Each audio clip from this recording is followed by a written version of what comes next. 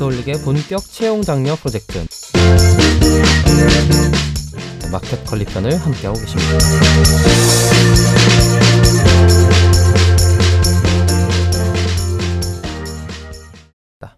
마지막 잡타이틀입니다. 분석용 데이터 인프라 분석 담당자. 네. 야, 다 한다는 소리네요. 네. 회사에 굉장히 중요한 포지션을 하고 있다고 보시면 될 것 같습니다. 그죠. 와, 그러니까 아까 새 덩어리 정도로 얘기하실 때 데이터 플래닝 네네. 이 부분에 해당될 것 같은데 네, 맞습니다. 그게 신기하고 되게 힘든 일이라는 게 느껴지는 것 같아요. 왜냐하면 아까 말씀하신 것처럼 R&R도 좀 약간 모호한 범위에 있죠. 데이터 그쵸. 엔지니어링 팀이 또 따로 있고 맞습니다. 그리고 여기서 분석용 인프라, 데이터 인프라 이런 걸 구축하는 담당자이면서 네. 말씀하시기로는 애드혹 분석도 처리할 수 있는 역량이 되어야 되고 네. 그리고 그거를 각 부서에서 있는 분석 전문 담당자들에게 전달할 수 있는 데이터를 관리하는 역할일 것 같거든요. 맞습니다. 제가 다 설명했으니까 이제 끝낼까요? 누가 뽑는 거죠? 제가 뽑으면 조금 더 설명해 주세요. 네. 네, 좋습니다. 사실 저희가 어떤 포지셔닝을 생각을 하고 사람을 뽑는다기보다는 우리가 지금 필요한 문제가 뭐냐를 기준으로 도메인을 만들고 거기에 필요한 사람을 동료분들을 모시는 이 거꾸로의 과정이라고 보시면 될 것 같은데요. 사실 커머스다 보니까 되게 빠르게 변화하고 또 되게 다양한 것들에 대한 운영을 관장을 하고 이해를 할 수 있어야 됩니다. 그래서 실제로 이제 저희가 다루는 데이터 자체가 아주 되게 다양하겠지만 그럼에도 불구하고 좀 단위적으로 말씀드리면 매출, 주문, 상품, 그 다음에 물류, 고객 이 단위로 나눠드릴 수 있을 것 같습니다. 근데 이 단위가 독립적으로 돌아가지가 않을 거예요. 그렇죠. 서로 유기적이죠. 되게. 엄청 유기적입니다. 근데 우리가 분석을 함에 있어서는 문제 해결을 위한 게 분석이라고 저는 판단을 하고 있는데요. 이 분석을 잘하기 위해서는 이 유기적인 관계를 이해를 할 수 있어야지 분석이라는 집계 단위를 만들어낼 수 있을 것 같습니다. 저는 못할 것 같아요. 머리가 나빠서 그런가 아직도 못 알아듣고 있어 지금. 와. 그래서 실제로 이제 데이터 인프라 단위로 생각을 하면 고객, 주문, 매출 단위가 하나 있을 테고 상품을 관리하는 단위가 있을 테고 재고를 관리하는 단위가 있을 겁니다. 네. 근데 우리가 예를 들면은 이런 거죠. 오늘 물류센터에서 어떠한 상품이 집중적으로 많이 나와서 생산성이 좀 어려워라는 판단할 수가 있습니다. 근데 이거를 접근하기 위해서는 상품만 볼 거냐가 아니죠. 왜냐하면 상품에 대한 그 보관 유형도 봐야 되고 알고 보니까 이 상품이 오늘 할인을 이렇게 걸어가지고 높았던 거구나. 근데 그 할인을 탄력적으로 받는 고객군들은 또 이런 거구나 라고 하기 때문에 그리고 방금 말씀드린 그 다양한 단위들을 모두 종합적으로 이해할 수 있어야 될 것 같습니다. 그리고 이 이해를 기반으로 분석을 하는데 사실 분석할 때 이 데이터 저 데이터 다 모아가지고 한 번에 이렇게 병합해가지고 하면 늦어지죠.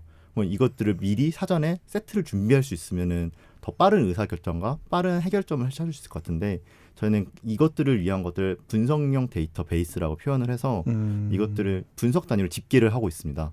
그래서 이 집계단을 기준으로 각 다른 팀의 분석가 분들이 이거를 기반으로 일을 하고 계시고요. 결국엔 여기도 이제 아키텍팅 관리가 필요할 거고 이걸 기반으로 하다 보니까 오늘 우리가 저번에 카테고리가 노출이 갑자기 안 됐는데 이걸로 인해서 손실이 얼마나 됐어? 혹은 우리 어떤 프로모션 했는데 이걸로 인해 가지고 운영의 캐파가 어떻게 연결이 돼? 라는 되게 다양한 문제 해결에 대한 지점들을 만나게 되는데 이러한 것들 결국 이걸 이해할 수 있는 분들을 해야지 더 적절하고 적시에 그다음에 적합한 방법으로 진행이 될 것 같습니다.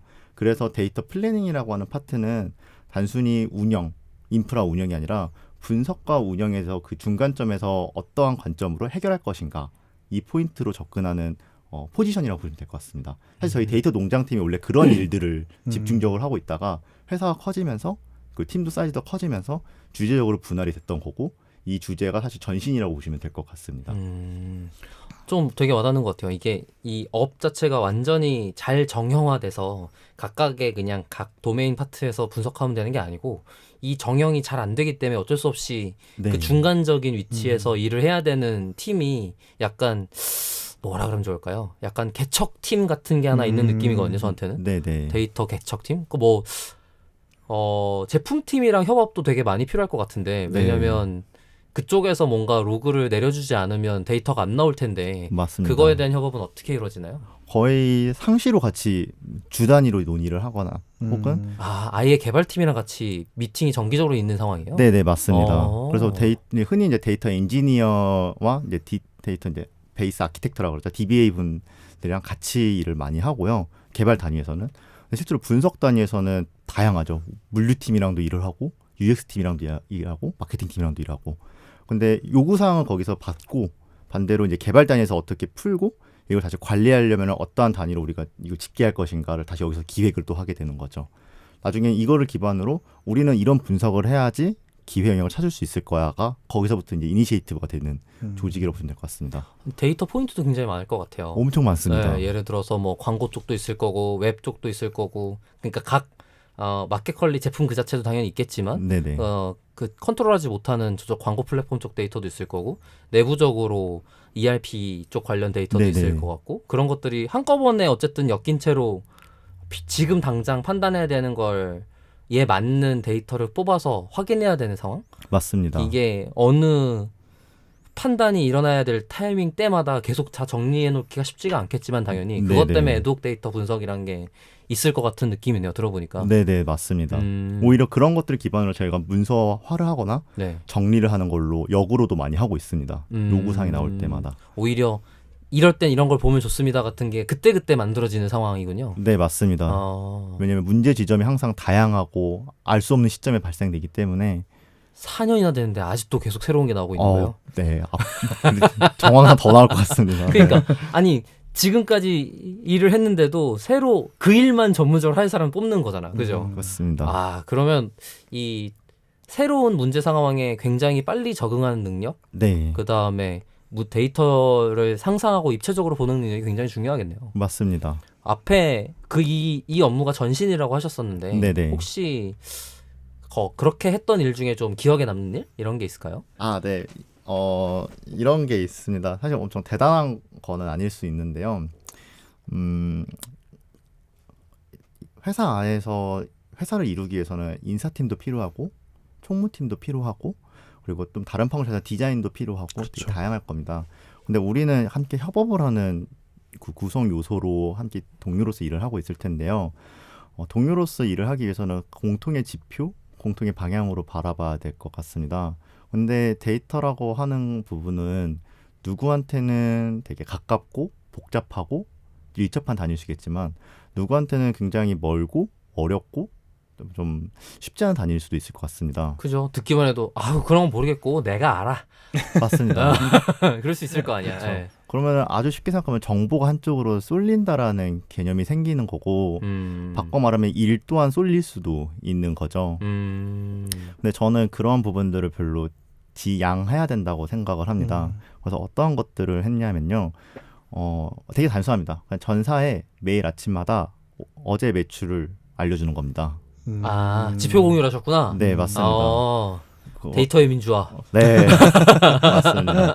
그래서 저희 이거를 데이터를 딱 딸랑 주면은 그것만큼 또 이질적인 건 없을 것 같아서 그죠. 어떻게 해야 될까 고민하다가 이제 그 데이터를 물어다주는 멍멍이라 그래서 그러니까 컨셉에서 봇을 하나 만들고 거기다가 이제 배치를 돌려가지고 어제 매출과 주문과 이제 고객 현황에 대해서 이렇게 알려주는 거죠. 근데 이제 회사가 엄청 빠르게 성장하니까 우리 오늘 갱신했네, 우리 오늘 이렇게 달성했네 라는 부분들로 이제 모두 다 이해할 수 있는 거죠. 그러면 디자인 팀, 예를 들면 데이터 좀 멀어 보일 수 있는 그런 팀들도 우리 오늘 매출이 어떻게 되는지 이해가 되는 거고 우리가 디자인을 관리하기 위해서 어떻게 데이터를 접근해야 되는지 한 번 더 이해가 되는 거고. 근데 사실 그러한 접근 자체가 있었기 때문에 각 팀에서 분석에 대한 요구 사항들이 저희 쪽으로 흡수될 수 있었다라고 저는 생각을 합니다. 더불어서 이게 진화가 되면서 나중에는 그런 오늘의 흔히 말하는 탑라인 지표만 전달되는 게 아니라 재고팀에 알맞게 오늘의 폐기 데이터 혹은 오늘의 생산성 이런 것을 각 부분별로 주고 어떤 팀한테는 실시간 예측치를 주고 어떤 팀한테는 오늘의 신상품 연부를 주고 이러한 것들을 저는 제공을 했었습니다. 소위 팀 PR을 하셨네요. 네, 맞습니다. 그래서 저희가 데이터를 인프라라는 좀 어려운 레벨일 수도 있고 분석이라는 분명히 좀 특정적인 전문적 영역일 수도 있는데 회사에서 문제를 해결하기 위해서는 그런 모든 것들을 다 어떻게 보면은 같은 레벨로 만들어가는 게 더 중요한 부분인 것 같습니다. 그래서 저희 데이터 농장팀은 그런 것부터 빌드업을 했다고 보시면 될 것 같습니다. 그리고 지금에서는 그런 데이터를 다 모두 익숙해지는 거고 외부에서 판단을 했을 때는 그 시선에서는 너무 어려운 요구 과제랑 그다음에 이 데이터에서 모두 더 빠르게 헤쳐나가야 되는데 이게 가능해? 라고 하지만 실제로 이런 것들이 있어야지 우리는 비즈니스를 더 안정적으로 영위할 수 있을 거라고도 생각이 됩니다. 근데 거기에 기반해서는 모두 다 데이터를 친숙하게 하고 모두 다 데이터를 충분히 접근할 수 있도록 만드는 거를 기반으로 했기 때문에 가능했던 것 같습니다. 되게 좋은 접근인 것 같아요. 제가 처음에 다른 회사에서 뭔가 일을 했었던 것 중에 BI 화면 제공을 한 적이 있었었는데 네네. 그게 화면 제공을 하면 그걸 사람들이 들어가서 봐야 돼요. 그렇죠. 예. 그리고 그게 어떻게 눌러야 내가 원하는 게 보이는지를 알아야 되잖아요. 음. 그것만 해도 사실 접근 허들이 높아지는 거예요. 거기까지 가는 데만 해도. 네, 예. 그게 어딘지 알아야 되고 그럼 클릭해서 내가 궁금하니까 찾아 들어가야 되고 음. 근데 지금 말씀하신 건 아예 관련 중요 지표에 대한 알림 서비스가 같이 있는 거잖아요. 네네. 그러니까 그러니까 이게 회사 일이니까 소위 뭐라 그래야 돼 관심을 안 가질래 안 가질 수 없는 데이터들일 거란 말이에요. 그렇죠. 그러니까 디자인 팀이라고 상상을 해봐도 그러니까 매출이 달라지는 게 눈에 보이면 그거에 따른 뭔가 전략 변 디자인에 대한 전략 변화 이런 거에 대한 고민이 한꺼번에 녹여질 것 같은 느낌이 딱 드네요. 지금 들어보니까. 그리고 점점 더 그거를 확대해 나가면서 더 디테일하게 각 부서에 맞는 소위 개인화를 네, 진행하신 것 같은 느낌이고 맞습니다. 그러다 보니까 아까 말한 것처럼 그런 배치성의 지표들 제공하는 것들은 자동화가 된 거고 그거에 관련된 인프라를 계속 생산하고 작성하고 더 안전하게 만들고 좋은 지표들 발굴하고 당장 나오는 애들에 대한 애도 분석을 진행하면서 그 이후에 또 필요한 게 있으면 지표화하고 맞습니다. 이런 일들로 느껴지네요. 네. 네. 사실은 자동화를 통해 가지고 비용 절감도 있지만 더 큰 가치는 그럼으로써 아까 말씀하신 것처럼 그 다음 일들에 대해서 구상해 볼 수 있고 기획할 수 있는 힘을 제공해 줄 것 같습니다. 저희는 그러한 것들을 통해 가지고 이 반복되는 순환 과정이 있다 보니까 전사적으로는 데이터의 수준이 조금씩 더 높아지고 있는 거고 반대로 저희 분석팀의 과제에서도 단순히 한 팀만 혹은 한 도메인만 가는 게 아니라 다양한 도메인들을 복합적으로 고려해 가지고 진짜 문제 해결을 적시에 적절하게 해결할 수 있도록 그 수준도 같이 높아졌다고 판단됩니다. 물론 어렵습니다. 그죠? 그러니까 사실 저라면 네. 지금까지 있었던 자리들 중에 가장 제가 좋아하는 자리인 것 같아요. 아, 네. 뭐 예를 들자면 지금 회사 내에 들어가 있는 모든 데이터에 접근 가능한 상태인 것 같고 네. 그리고 그것 때문에 어떻게 다른 사람들한테 전달해줘야 될지에 대한 커뮤니케이션이나 기획 상상도 필요해 보이고 맞습니다. 중요 지표가 뭔지에 대한 기획력이나 커뮤니케이션 역량도 필요해 보이고 그것 때문에 약간 일정 이상의 개발 스킬도 있어야 돼서 자동화가 스무스하게 연결돼야 되고 네. 그리고 나서 애독하게 나오는 거에 대한 뭐 상상력 있는 분석과 그거에 대한 커뮤니케이션을 통해서 고도화하는 능력 그 다음에 그 이후에 개발자들을 통해서 필요한 로그 추가 요청 뭐 다른 분석 쪽에 이런 거가 이제 이렇게 나갈 거에 대한 안내서부터 그냥 먼저 데이터 팀이 해야 될 다를 한꺼번에 겪어볼 수 있는 자리네요. 네, 맞습니다. 결국 주체적으로 그러니까 뭔가 이렇게 요청을 들어와서 수동적으로 일을 하면은 커리어가 어느 정도 한계가 있을 거라고 생각을 합니다. 특히 엄청 대단한 멘토나 가이드 해줄 수 있는 분이 없는 상황에서는 더 그렇죠. 근데 모든 스타트업이라고 표현할 수 없겠지만 많은 스타트업에서는 특정 분야에 대한 전문가가 있을 수도 있고 없을 수도 있겠죠. 근데 우리는 문제를 해결해야 되는 거고 심지어 개인 단위에서는 커리어를 개발시키고 싶을 겁니다. 그러려면은 딱 하나 조건만 있으면 될 것 같은데요. 그건 좀 주체적으로 일하는 방식 그리고 거기에 대한 시도했던 성공 경험 이게 제일 중요하지 않을까 싶습니다. 그러면 지금 말씀하신 포인트가 아마 면접을 볼 때 아니면 네. 이력서를 검토할 때 되게 중요한 포인트가 되겠네요. 네, 맞습니다. 주체성을 볼 수 있는 뭐랄까요? 예시 같은 게 있을까요? 제가 만약에 상래님이 지금 뽑았던 팀원들 뭐 직접 말하면 좀 그렇겠지만 네네네. 이런 이력서 이거는 되게 좋았다. 보고 싶었다. 약간 이런 게 있어요. 저희가 이제 신입을 여태까지는 뽑았었는데요. 네. 신입직을 뽑을 때 코딩 테스트를 봅니다. 근데 그렇게 어려운 코딩 테스트는 아닙니다. 정답이 있는 데이터이고 거기다 빈칸 채우기 같은 개념인 건데요. 엑셀도 되고 R, 파이썬, SQL 다 상관없습니다. 근데 중요한 거는 요구 조건을 만족시켰냐가 첫 번째고요. 말씀하셨던 두 번째 좀 보고자 했던 부분은 이걸 통해서 어떤 것들을 해보고 싶은지에 대해서 자유롭게 기획을 해보고 이 데이터로 새로운 아웃풋을 만들어 보려고 해봤고 이러한 주체성에 대해서 되게 높게 평가하고 있습니다. 그래야지 일을 할 때 이 상대가 요구한 것 이상으로 더 챙겨줘야 될 부분, 더 바라봐야 되는 부분, 그리고 하지 말아야 되는 부분까지도 구분해 생각할 수 있기 때문이죠. 그 회사 내부에서는 좀 더 그런 적극성을 장려하는 문화 같은 게 좀 있을까요? 네. 그거를 뭐 예를 들면 하겠다고, 그러니까 저희 회사, 우리 회사, 저희 컬리 같은 경우에는 뭐 하겠다라고 하면은 이렇게 뭐 말리지는 않습니다. 예를 네. 뭐 시도하는 거에서도 해도 돼 이런 것이 없고 오히려 같이 합의한 부분에 대해서 해결을 하고 그 이상의 것들을 하는 거에 대해서는 되게 많이 장려해주고 많이 또 지원해주고 있습니다. 그게 굉장히 좋은 문화이면서 저 같은 사람은 반대로 회사에 해를 끼치는 경우도 가끔 생기더라고요. 그러니까 정형적인 업무는 어쨌든 하고 나서 엑스트라를 해야 되는 건데 네네. 엑스트라만 관심이 있는 거지. 아이고 참. 그런 거는 쉽지 않을 것 같아요. 네. 그 밸런스를 잡는 것도 다 PM이나 이제 팀장님들의 역할인 것 같고. 맞습니다. 네. 그건 투명한 커뮤니케이션이 오히려 맞습니다. 네. 핵심입니다, 그게. 아, 그래요? 네네. 그러면은 투명한 커뮤니케이션에 대해서 팀을 운영하실 때 어떤 절차는 표현은 그렇고 그런 일련의 과정들 중에 뭔가 에피소드 같은 게 있을까요? 거의 팀원들이랑 수평적으로 일을 한다고 저는 생각을 하는데요. 팀장님 생각일 수도 있고. 그쵸. 확실한 거는 저 또한 저희 리더분들 혹은 저희 팀원분들이랑 할 때 되게 많이 싸웁니다. 얘기를 할 때. 네. 근데 이 싸운다는 게 막 서로 욕하고 헐뜯고 논쟁한다. 예. 그런 게 아니라 논쟁을 하는 거죠. 좋네요. 예, 아니면 아니다. 난 이해 못한다. 반대한다. 라는 것들이 되게 쉽게 할 수 있는 구조라서 물론 비용도 있죠. 거기에서 논쟁에 걸리는 시간도 있고 진짜 빠른 판단을 해야 될 때는 못할 수도 있을 것 같습니다. 근데 그러한 부분들은 굉장히 명확하게 해야 된다. 그리고 일단 하고 그다음에 피드백을 하자라는 핵심적이고 긴급한 인사 결정도 있고 진짜 우리가 같이 고민을 해야 된다라고 하는 부분은 그 수준이 맞춰져 있기 때문에 나는 그렇게 생각 안 한다. 반대한다. 동의하지 않는다. 일단 상처받지 않고 쉽게 싸울 수 있는 거고 쉽게 해결할 수 있고 이런 것들을 되게 수평적으로 지향하는 문화라고 보시면 될 것 같습니다. 솔직한 피드백과 그것 때문에 상처받지 않는 공감대 형성? 네, 맞습니다. 부분인 것 같은데 그렇게 팀워크를 다지는 건 정말 쉬운 일이 아니거든요. 되게 상처도 많이 받고 상처도 많이 주고 했던 것 같습니다. 그 과정에서. 그러면 좀 그거를 달래거나 뭔가 해소하는 노하우 같은 게 있으실까요?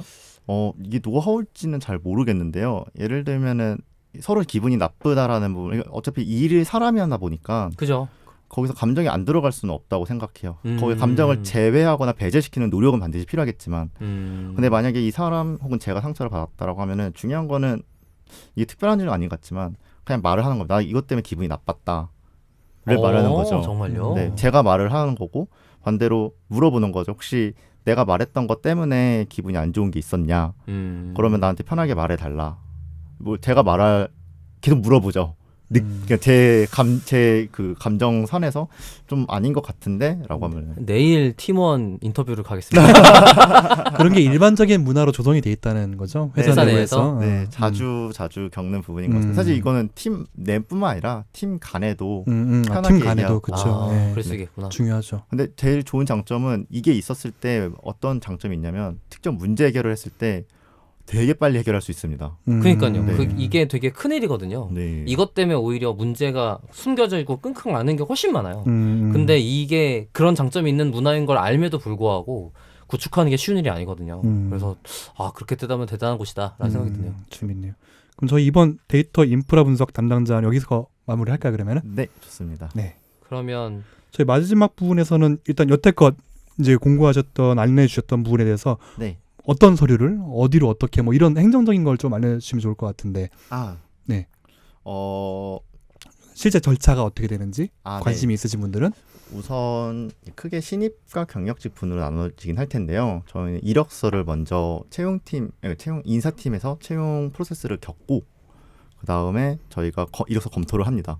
이력서 검토 후에는 신입직 분들에게는 코딩 테스트를 내고 있고요. 경력직 분들에게는 포트폴리오를 요청을 하고 있습니다. 그래서 이 두 가지를 검토를 하면서 면접 일자를 잡습니다. 그래서 면접은 실무 단위에서 1차가 들어갔고요. 이제 저와 저희 리더분에서 2차 면접이 들어갑니다. 그리고 나중에는 이제 경력직 분들 같은 경우에는 인사팀이랑 연봉 협상하고 채용 절차를 받아서 입사하는 과정으로 진행되고 있습니다. 그러면 지금 채용 지원은 네. 마키컬리 채용 사이트가 따로 있나요? 아, 네, 있습니다. 그곳을 통해서 직접 네. 지원을 하는 걸로. 네, 그거를 한번 공유를 드릴 수 있도록 하겠습니다. 네네. 네네. 저희가 이 방송에 링크를 같이 첨부할 테니까요. 아, 네, 그걸로 감사합니다. 함께하면 좋을 것 같고요. 좋습니다. 그러면 마지막으로 여기까지 소개해주신 네. 팀장님 소감 한 말씀 듣고 마무리하도록 하겠습니다. 아, 네. 막상 이런 이 데이터홀릭에서 얘기를 하면서 느꼈던 건데요. 한 번 더 저희 팀, 저희 회사에 대해서 정리할 수 있는 시간이었던 것 같아요. 그게 저한테는 제일 크게 인상을 느끼는 것 같습니다. 두 번째로는 말씀을 드리고 또 얘기를 하다 보니까 스스로 부족한 부분 그리고 더 어떤 것들을 발전시켜야 되는 부분도 한 번 더 반성하게 되는 것 같아요. 뭐였어요? 난 못 들은 것 같은데. 그런 걸 얘기해줘야지. 아유, 농담입니다. 아, 네. 네. 네, 그런 것들이 전 개인적으로 좋았던 시간이었던 것 같습니다. 더불어서 되게 좋은 자리를 통해 가지고 더 좋은 분들, 함께 할 수 있는 분들을 모실 수 있는 계기가 되지 않을까 싶습니다. 네, 맞아요. 그러니까 지금 마켓컬리라고 하면 사실 전 국민이 모르시는 분이 없을 거라고 생각이 들고요. 아, 네. 거기에 그렇게 크고 거대하고 많은 사람들의 희노애락을 좌지우지하는 데이터를 다룰 수 있는 곳이라고 생각을 하니까 네. 좋은 경험할 수 있는 곳이라는 생각이 드네요. 이 타이틀 중에서도 제 타이틀 중에서도 제가 가고 싶은 곳도 있고 저는 깜냥이 안 되는 곳도 있는 것 같은데 그게 저뿐만 아니라 이제 이 방송을 들으시는 그 네. 공유 받으시는 많은 분들이 여기는 나는 지원해 볼 수 있겠다 이런 생각하시는 분들을 많이 느끼게 만들어서 좋은 분 채용됐으면 좋겠습니다. 감사합니다. 그러면 저희는 이제 데이터홀릭은 더 좋은 컨텐츠를 가지고 다음 방송으로 다시 인사드리겠습니다. 감사합니다. 수고하셨습니다. 수고하셨습니다.